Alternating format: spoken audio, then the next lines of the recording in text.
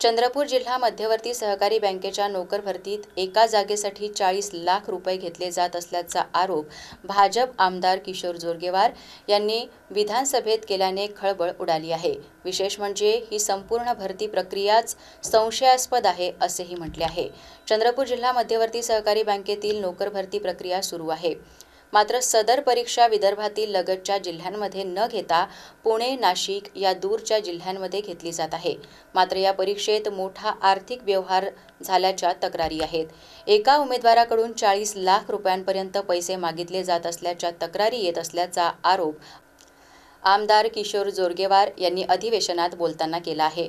यामुळे सदर भरती प्रक्रिया पारदर्शक पद्धतीने राबवावी अशी मागणी अधिवेशनात औचित्याच्या मुद्द्यावर बोलताना आमदार किशोर जोरगेवार यांनी केली आहे। अत्यंत महत्त्वाचा मुद्दा या ठिकाणी मी उपस्थित करत आहे।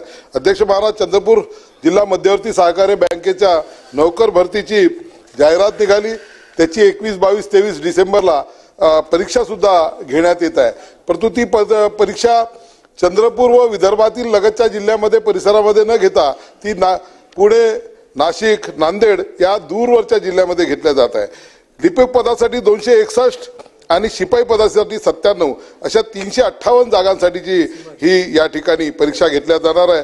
राज्यातून 31,156 लोकांनी याच्यामध्ये अर्ज केलेला आहे। अध्यक्ष महाराज, याच्यातली गंभीर बाब अशी आहे की ही जी परीक्षा घेण्यात येत आहे या परीक्षेच्या घेण्याच्या पद्धतीबद्दल अनेक जे उमेदवार आहे, जे ज्यांनी अर्ज केला आहे, त्यांच्या मनामध्ये शंका आहे। या 1 एकरला जसं 40 गुंठ्यात 1 एकर होतोय तसं एका जागेचे 40 लाख रुपये त्या ठिकाणी भाव चालू आहे।